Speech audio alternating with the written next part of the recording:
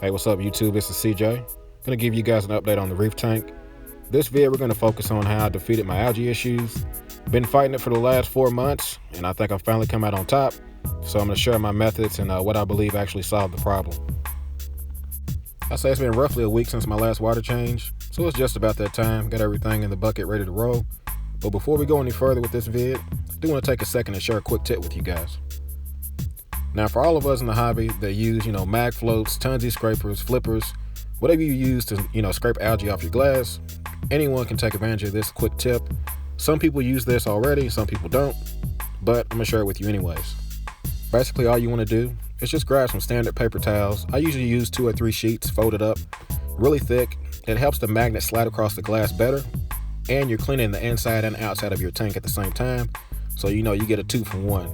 Now, I will say these felt pads on the back, you can use them by themselves, but eventually they get old, they get dirty, and if you get any kind of water on your tank on the outside, it just smears it all over the tank, and you have to come behind and clean it anyway, so best to avoid it all at once. One other thing I want to mention, this magnet does not clean the curved glass on the JBJ at all. As you can tell, it just jumps right over it, so that is one knock, I would say. But other than that, it's getting the job done. I still may get the Tunze scraper or the flipper. I'm not sure what I'm going to upgrade to. But for now, this mag float, as you can tell, is getting it just clean enough for recording. Now, as far as stopping the hair algae in my tank, I'm really going to attribute it to these 3 things. The polyfilter pads removing the extra phosphates and nitrates, phosguard, absorbing the phosphates in my water, and then the cow. Now, this I can't confirm, but honestly, I'm believing it has a lot to do with what's changed in my tank. Upping the dosage has really helped out. Now, there's some articles out there about, how calc helps precipitate extra phosphates in your water when you use it at certain levels. I'm not a scientist, I'm not an expert in the hobby, but, I'm starting to think there's some truth to it. Now, for those that are new to my channel or didn't know how I'm running this media, give you a quick glimpse. I'm using the phosguard and a innovative marine mini reactor. I'm gonna do a review on this at a later time, but as you can tell, have it packed full. I don't allow it to tumble. I pretty much stuff as much as I can in there, let the water run through it. And then on the bottom of this, I have filter floss, and then I have the polyfilter pads. Now, I just replaced these pads 3 days ago. As you can tell, it's already saturated with the brown color. Definitely doing this job removing the nitrates and phosphates, as that's the color it changes, so definitely a good thing. Now, besides those 2 medias I'm using, I would say there's no replacing good old-fashioned manual labor. I was literally in the tank every week with a toothbrush and this turkey baster, rubbing off all the hair algae, blowing it around, blowing the detritus out, and then changing my, my filter floss in the back of the tank, really frequently, almost every day. And I did this for a period of, I would say, a month and a half straight. I was really anal about it, making sure that I was stopping everything from getting a foothold and leaving no extra detritus and any cracks or crevices in my tank. Just giving you guys some quick glimpses. As you can tell, there's stuff flying everywhere. And believe me, before I started really getting on this, it was way, way, way worse. I can't even describe to you how bad it was. So definitely recommend, if you guys don't do this enough, get in your tank, get all this detritus out, keep it suspended, let your filter system do its job, and get it out of your tank. Now, I will also mention, once you do this enough, you really get to know the flow pattern in your tank. And believe me, there's dead spots that to the naked eye you will never realize are there. In my situation, the GSP was a real surprise for me. I thought I had decent flow at the top of the tank, but when I really started getting in here with my turkey baster, I realized it was collecting tons of detritus up here. It really was part of the reason why there was algae growing on my GSP. Once I made sure that it was clean, and I made sure that I did this pretty often, it's really starting to take off, and it's really growing and encrusting like I want. So anyone with GSP, if you're having issues with it growing, make sure it's clean. Get in there, blow it off, and make sure nothing's collecting. Now, after following that maintenance routine for a few weeks, it was getting better, but still had the problem. So I wanted to take it a step further. I focused on the back where the sump area is and these all-in-ones. And I'll tell you, I found all kinds of junk. I took 5 gallons worth of time during my water changes and start working on each chamber. I'm not done yet. I really want to take my time and clean it out well. But I'll tell you, any of you guys that have these all-in-one tanks and you want to put a skimmer in that compartment and remove your filter floss, you're just letting the bigger things that I was catching get back there. The bigger things that are going to break down and cause you those huge nutrient, those nitrate issues over time. you definitely want to try to prevent that from getting back there. So just an FYI, be aware of what you're doing. Now, a few months ago, I did make a video covering the issues I was having. I believe it was titled Battling Cyano and Hair Algae.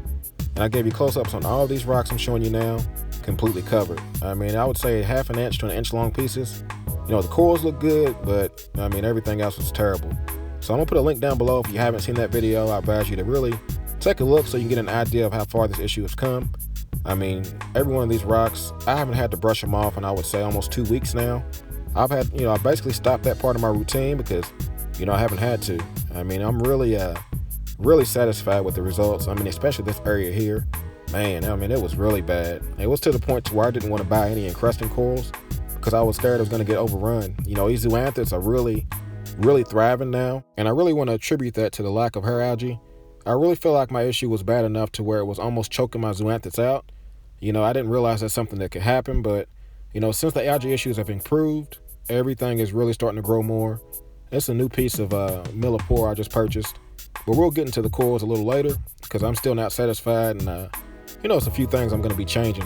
Now, I will say, for every good thing in this hobby, it just reminds you that you haven't won it all, and I still do have algae issues. And if you look on the top of this rock, that's a totally different type of algae. I believe it's called turf algae. I'm not sure. You guys might be able to drop a comment and let me know. Totally different than the hair algae. Nowhere near as bad. It's only in a few spots, but it's a lot coarser, a lot stronger. I can't brush it off with a toothbrush. I have to get in here and manually pluck it out of the rock, but it is in the tank, so I'm going to keep monitoring this. Hopefully this isn't another epidemic in my tank, but so far everything else is looking good, so hey, I'm not going to complain. I'm going to take my wins where I can get them.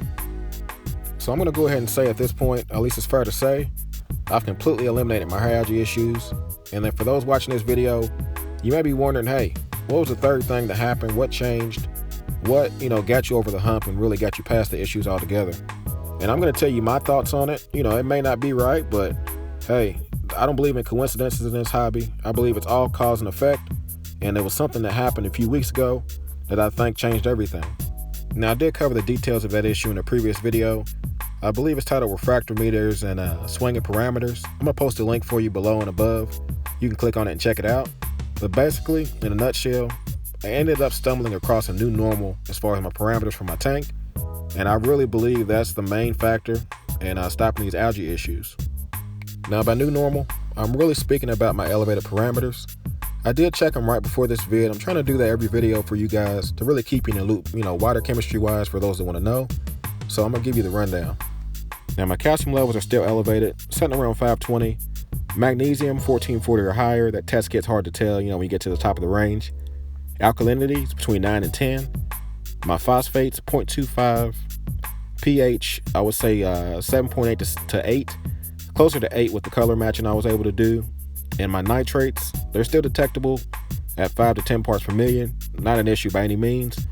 Corals are still responding, everything's still happy, so no problems there. Now, I am doing my best to try to keep these numbers stable, and I found that it's not really that hard to do. I'm just keeping the same regimen, using a fully saturated calc solution in my auto top off, and weekly 5-gallon water changes. I found that keeping these elevated numbers is not really a problem for me. Now, I don't have an SPS dominated reef or acros or a whole lot of coralline that's sucking up everything, so time will tell what happens with the maturity of this tank, but so far this regimen has been working perfect. Now, as I said before, everything in this hobby is cause and effect, and I really don't believe in any coincidence, especially when it comes to elevated parameters and my algae disappearing. I was saying roughly a week and a half's time is when I really start noticing the difference in my algae growth. I'm in there with my toothbrush and brushing the same spot. It seems like it just comes right back, and that just slowly stopped happening. And the following weeks after that, I really started noticing different pieces of algae floating around my tank. I mean, large chunks of it. It seemed like it was just detaching from the rock really easily. It just had no fight left, and it was just dying off. So I would say definitely not a coincidence. I've read articles out there about elevated magnesium levels, maybe, stopping algae or, eliminating algae issues. Is there any truth to it? Maybe, maybe not. I don't believe everything I read, but I definitely can't deny the results I'm seeing in my own tank, and I'm just sharing it with you guys. So, make your own judgments, make your own opinions. That's the great thing about this hobby. No right or wrong way to do things. Not an expert, but hey, I'm just sharing my results. Now, I've done a lot of good things in the hobby and a lot of mistakes. One thing I've never been able to do is grow coralline algae. And I'll tell you, for the first time, I've actually had to scrape some off the back of my tank by my overflows. It's growing on my mag float, and I'm starting to really see it take off in my tank. So I'm really excited about that. You know, it's another thing on my bucket list I want to check off in the hobby. You know, that, keeping acros, and then eventually upgrading to a huge tank. Now, some of you may have noticed and some not, but there's definitely been some changes in the tank. You know, I've added some more SPS, moved some coils around, have some more button polyps and mushrooms in there. But we're not going to cover that in this update. It's been dragging on too long. I really just want to focus on my algae issue this video. So if you guys, hey, if you have any questions, or if I missed something, or you don't agree with something, drop a comment. You know, I always like having a great conversation. I feel like I can always learn something in this hobby. So other than that, hey, you guys like, comment, subscribe. You guys do what y'all do. Y'all be easy.